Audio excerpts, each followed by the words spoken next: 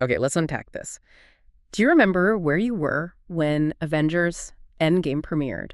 For me, it wasn't just, another movie opening. It felt like the whole world kind of paused, holding its breath, just waiting. Oh, absolutely. There was this buzz, wasn't there? A kind of shared anticipation I hadn't really seen before for a film. Exactly. And when it finally hit theaters, wow, the emotion. I heard stories, people cheering, crying, just reacting so strongly in the cinemas. Yeah, it became more than a movie. It was like a global event, bringing millions together for those few hours, a real shared experience. So today, yeah, we're doing a deep dive into Avengers Endgame, the 2019 behemoth. It's more than just a film, really. It feels like a cultural marker.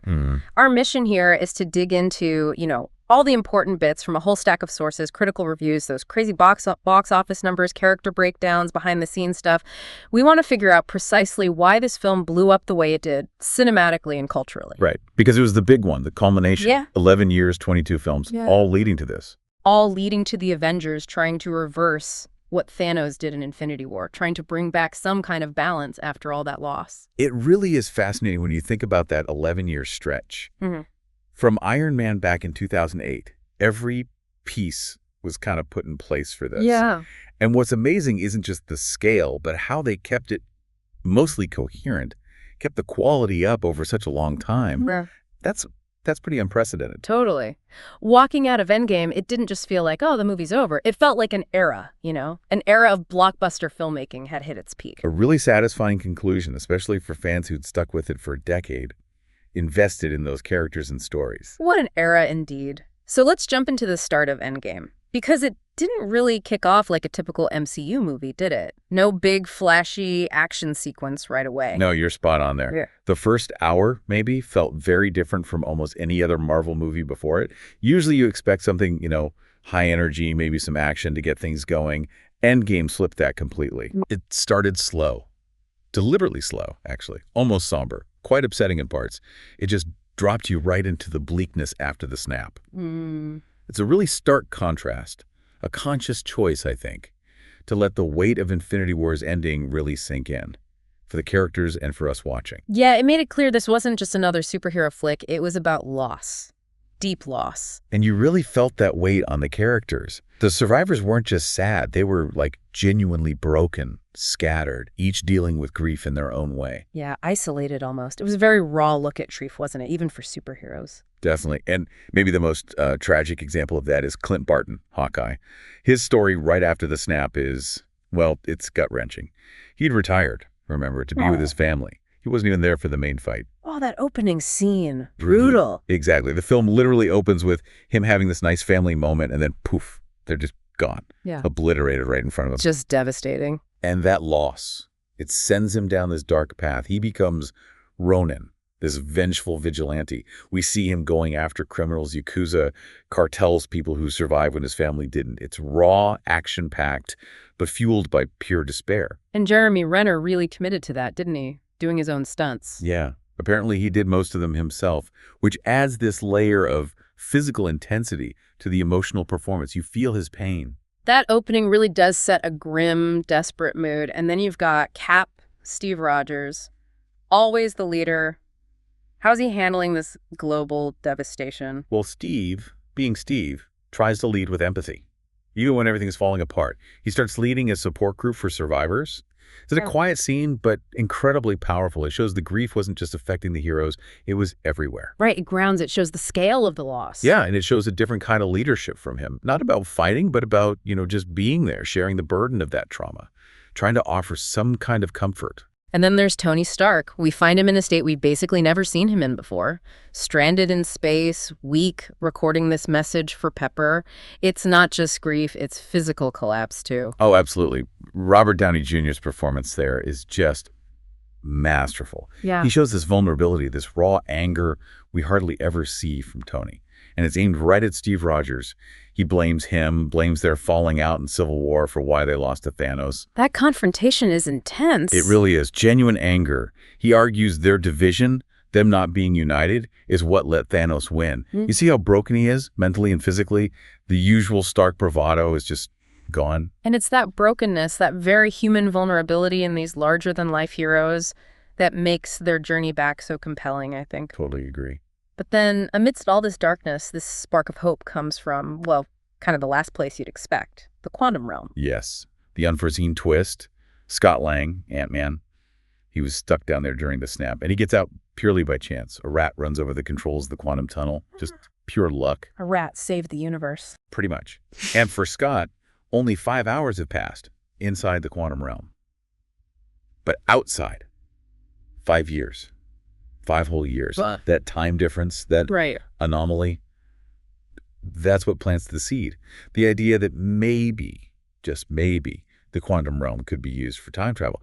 It brings back this glimmer of desperate hope. It's amazing how that works in the MCU. What's truly fascinating here, and it speaks to their long game planning, is how the quantum realm, which was kind of a quirky side plot in the Ant-Man movies. Yeah, almost a gimmick. Right, suddenly becomes the central piece, the absolute linchpin for Endgame's whole plot. It's a perfect example of a small detail from an earlier film becoming absolutely crucial later on. Shows how meticulous they were planning this whole saga. Turning a niche concept into the key to everything. Incredible. And Tony Stark, he's hesitant at first. Understandably, he's got this new life, Pepper, Morgan, that I love you 3000 line gets me every time. Oh, yeah. He's terrified of losing them, of changing that reality he finally found some peace in. But then he sees that photo of Peter Parker. That's the trigger, isn't it? Seeing Peter, the kid he felt responsible for, who vanished, that cuts through his fear. It's a real moment of growth for him. He puts aside his personal risk and dives into the impossible, building the time-space GPS. Based on a Mobius strip, right? Pretty complex stuff. Exactly. A theoretical way to navigate space-time.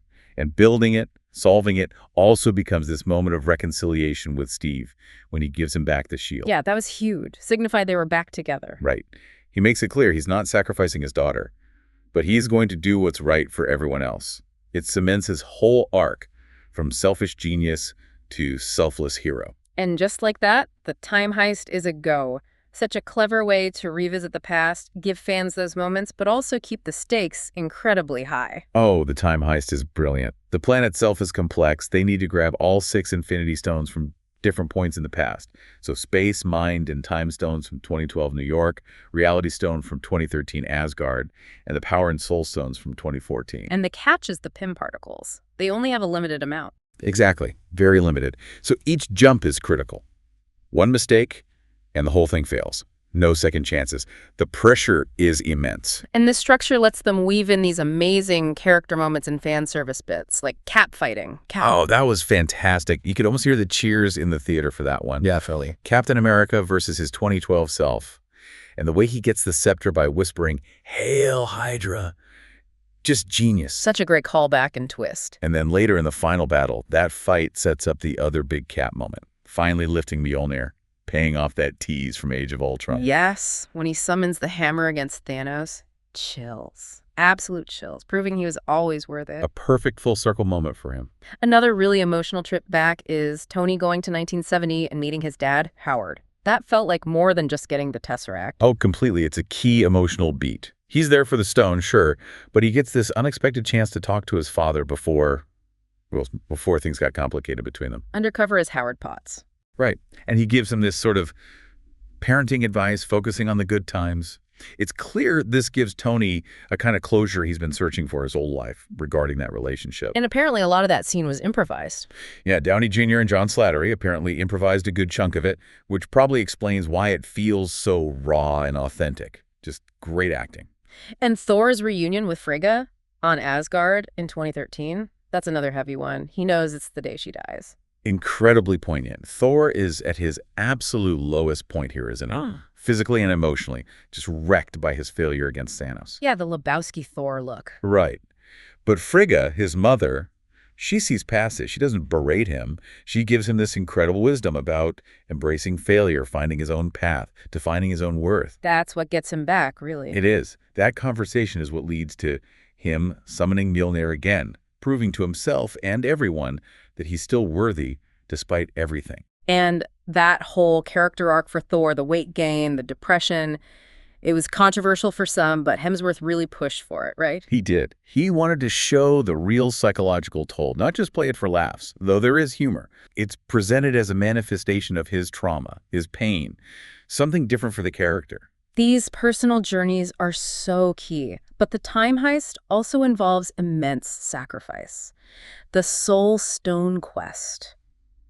Just thinking about it is rough. The stakes there feel incredibly personal and raw. They're probably the rawest in the film. Yeah. Clint and Natasha on Vormir, Red Skull shows up and lays down the terrible price.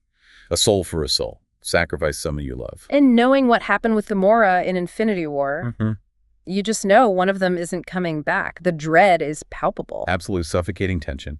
Because we, the audience, know the rule. And it's Natasha, Black Widow, who makes that final heartbreaking choice. It's such a defining moment for her character. It really is the ultimate expression of her journey. She figures it out, understands what needs to happen, and despite Clint fighting her on it, she insists. She says her whole life led to this, coming from that dark past. Yeah, the Red Room, that abusive, terrible mind-control background, as she puts it.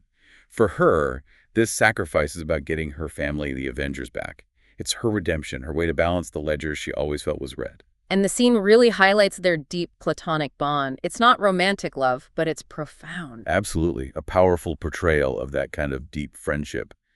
And her death is final. It can't be undone by the snap reversal. That makes everything else they do, everything that comes after, even more critical. Her sacrifice has to mean something. It definitely elevates the emotional weight beyond just the big spectacle. Exactly.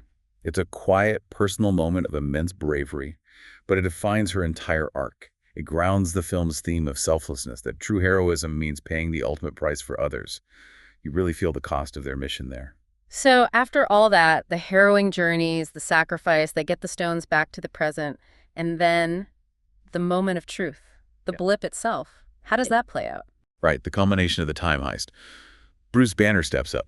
He's now Smart Hulk, having merged his brain and brawn. He's really the only one who could maybe survive wielding the Stark Gauntlet with all 6 stones. Because of the gamma radiation resistance? Exactly. He puts it on, snaps his fingers, and brings everyone back.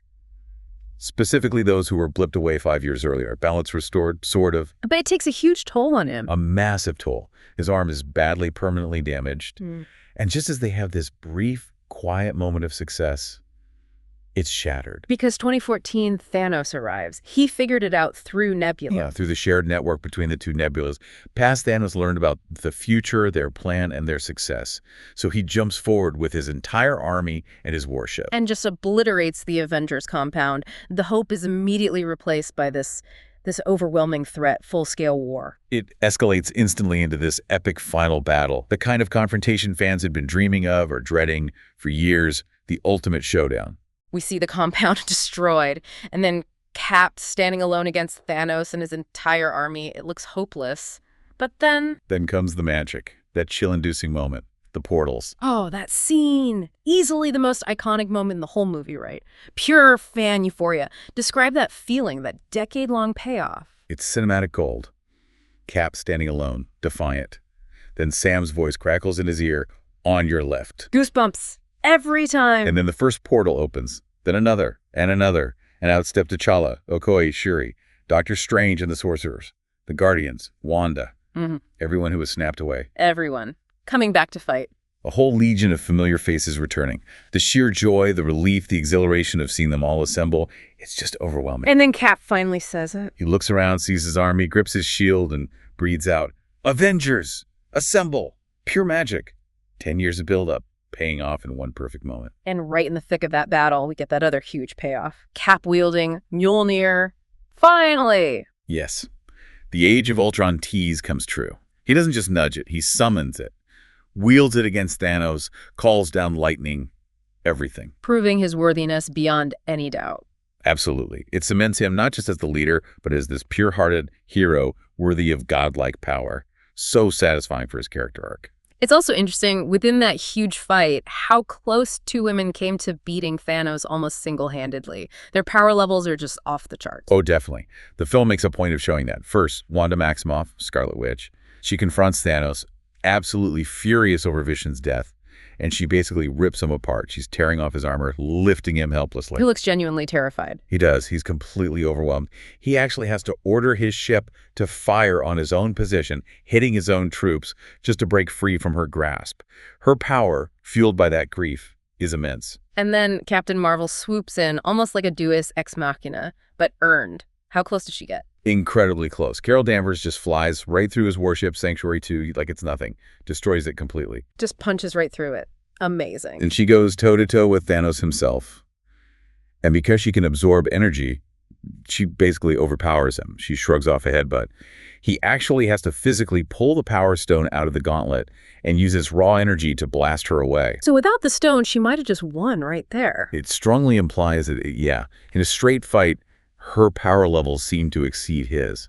But in the end, the final ultimate sacrifice, the one that closes the loop on the entire MCU saga up to that point, it belongs to Tony Stark. It has to be him, doesn't it? Yeah.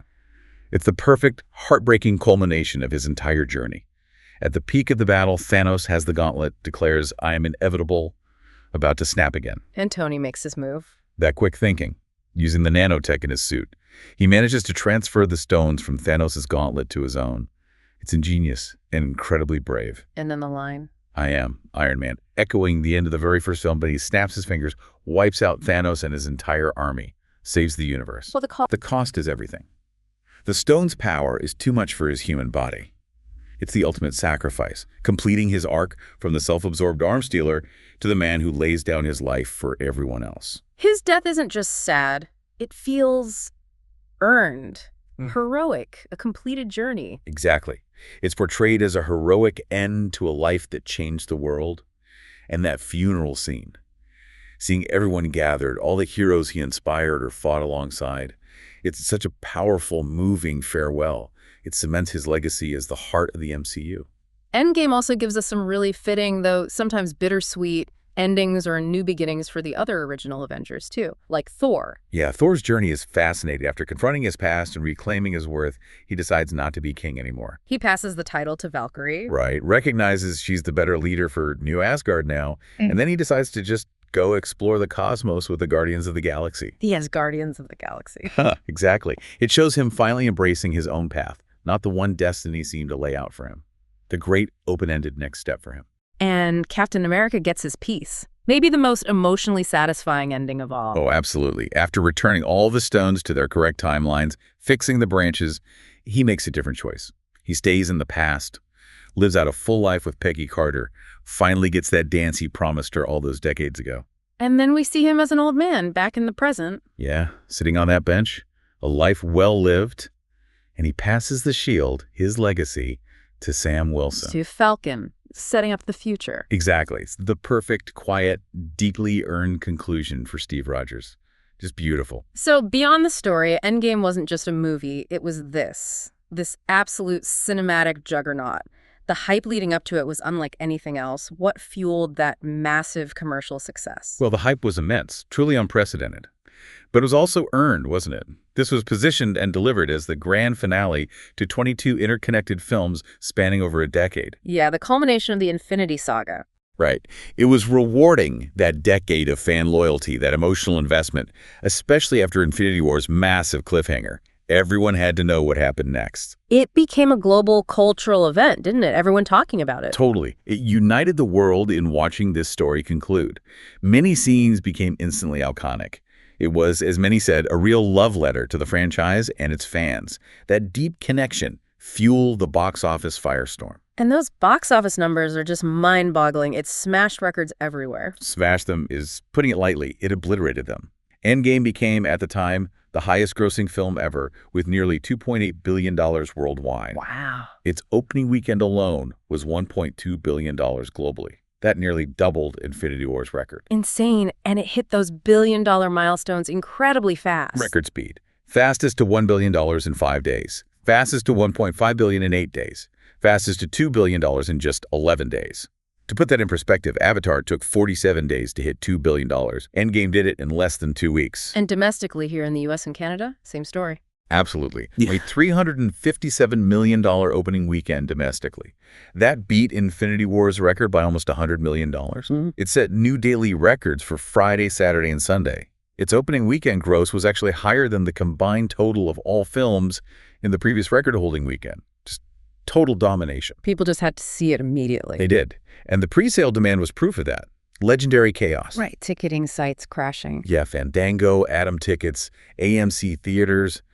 Their websites and apps just couldn't handle the traffic when tickets first dropped. Fandango said it broke Star Wars, The Force Awakens pre-sale record in only 6 hours.